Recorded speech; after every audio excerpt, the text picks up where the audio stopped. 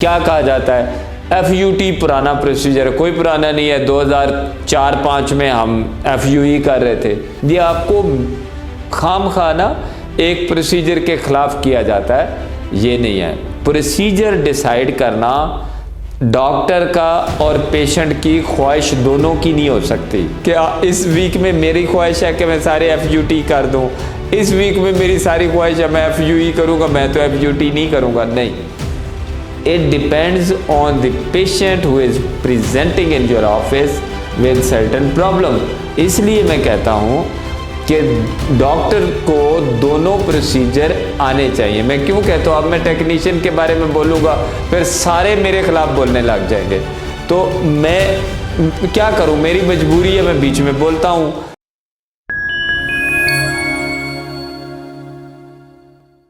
बिस्मिल्लाहिर्रहमानिर्रहीम। आज हम जिस टॉपिक पे बात कर रहे हैं बहुत सेंसिटिव है और बहुत ज़्यादा उसके ऊपर बातें की जाती हैं। जैसे मुख्तलिफ क्लिनिक्स में ये बात की जाती है कि FUT और FUE के ऊपर।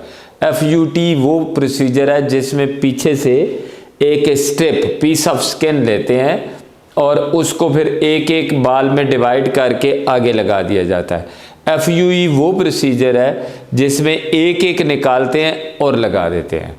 दोनों की अपनी अफादियत है, दोनों की अपनी यूजेज है। आप ये सोच लें कि आगे कितने बाल होते हैं, 30,000 इस एरिया में, और अगर वो गिर जाएं तो हम कैसे पूरे करेंगे? अगर एक FUE करें तो एक एक निकालेंगे, पीछे से सारे खाली हो जाएंगे, आगे बढ़ जाएंगे। अगर FUT अकेला लेंगे तो वो इलास्टिसिटी पे काम कर रहे होते हैं, उसमें एक लिमिटेड नंबर ले सकते हैं, 4,000 ले लेंगे, 4,500 ले लेंगे, वो आगे लगा देंगे एक एक करके।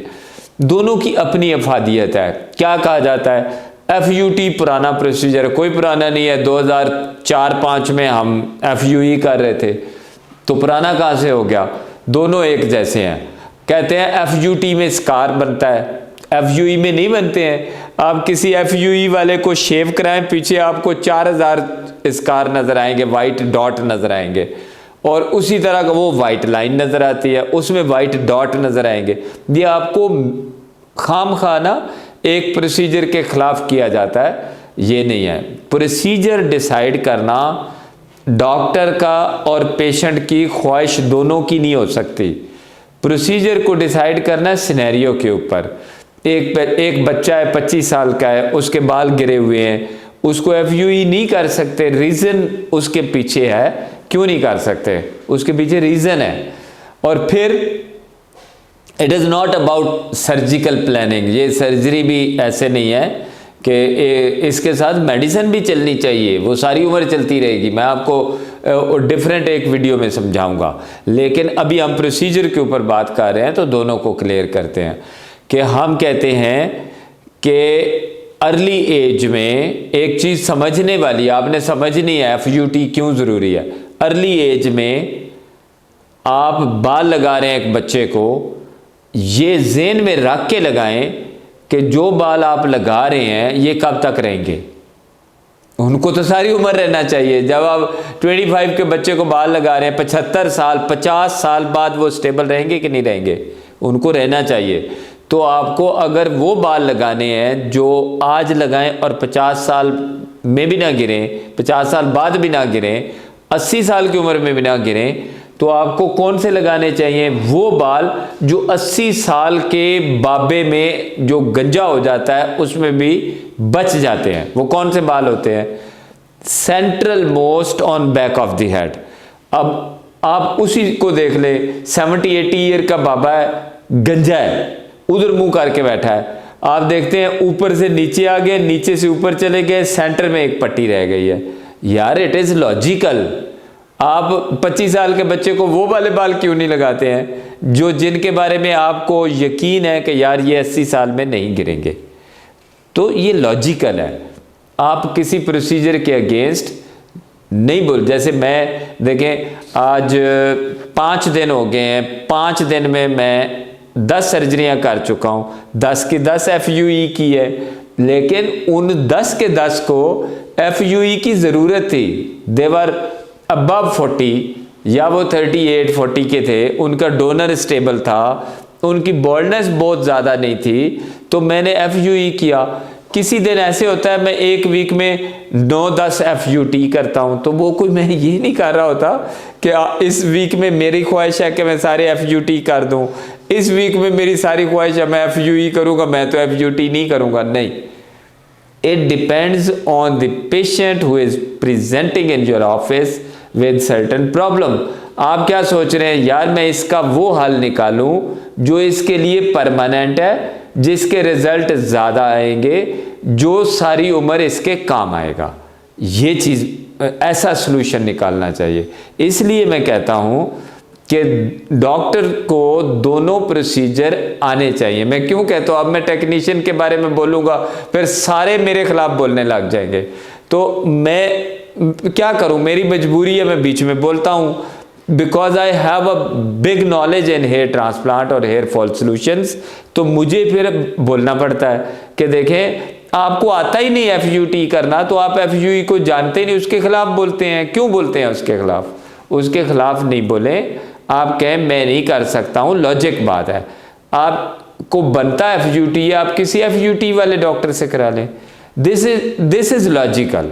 मैं कोई काम, डर्माटोलॉजी का कोई केस आ जाता है, मैं सर्जन हूँ, मैं तो डर्माटोलॉजी का जो थोड़ा कॉम्प्लिकेशन आएगी मैं तो नहीं उसको जानता हूँ। व्हाट आई डू इज, मैं उसको डर्माटोलॉजिस्ट के पास भेज देता हूँ to seek an opinion, expert opinion.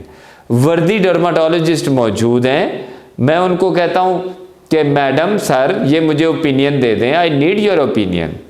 इसमें बुराई की कौन सी बात है यार?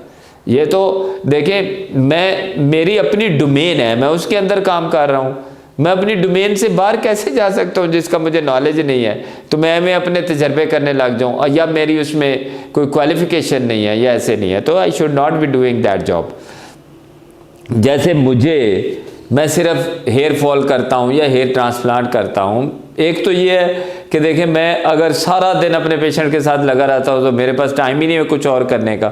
जैसे कोई मुझे सारी उम्र भी लगा रहे और कहे कि आप फिलर बोटॉक्स लगा लें, ये कर लें, मैं नहीं करूँगा। बिकॉज मैं चाहता हूँ कि मैं एक काम करूँ जिससे मेरे पेशेंट का मैक्सिमम बेनिफिट हो। मैं हेयर फॉल का ट्रीटमेंट करता हूँ और हेयर ट्रांसप्लांट करता हूँ, तो हम कन्फाइंड टू इट।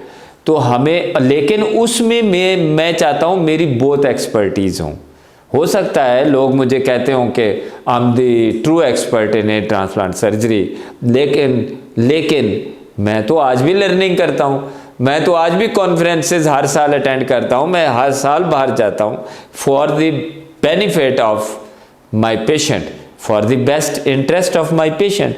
मुझे नॉलेज लेते रहना है। तो ये आप लोगों को लर्निंग अपनी बढ़ानी पड़ेगी, अपनी सर्जिकल टेक्निक इम्प्रूव करनी पड़ेगी, एंड मेडिसिन को बीच में रखना पड़ेगा। बिकॉज एंड्रोजेनेटिक एलोपेशिया में लोग जो जेनेटिक लॉसेस हैं, जो हमारे पास ज़्यादा ट्रीटमेंट के लिए आते हैं, वो 20-21 में, अब 17 में बॉल्ड होने लग गए हैं। हमने उनको सेव करके 80 में लेके जाना, कैसे करेंगे? उनके और ना गिरने दें, और जो गिर गए उनको हम सपोर्ट करें, उनमें एक अच्छा प्रोसीजर करके करें। बिकॉज डोनर लिमिटेड है, हमें सेफ रहना है, हमने सेफ और best use of donor area करना है, तो हमें दोनों प्रोसीजर लर्न करने पड़ेंगे। दोनों की अपनी अफादियत है, लेकिन उस अफादियत के पीछे एक ही चीज़ है, आपको एक्सपर्ट से काम कराना चाहिए जिसको दोनों प्रोसीजर अच्छे आते हों। वो आपके लिए बेस्ट डिसीजन बनाएगा। और बेहतर है HRSP के डॉक्टर से कराएं, उनको बहुत नॉलेज है, सारा दिन डिस्कशन में रहते हैं। Hair restoration society of Pakistan के डॉक्टर्स हैं, और वही हेयर में चलो बहुत कुछ होंगे जो बहुत एक्सपर्ट नहीं है, but most of them they are doing good job. उसके अंदर उनको तो कम से कम उससे बाहर तो ना जाए, मेरा आइडिया ये।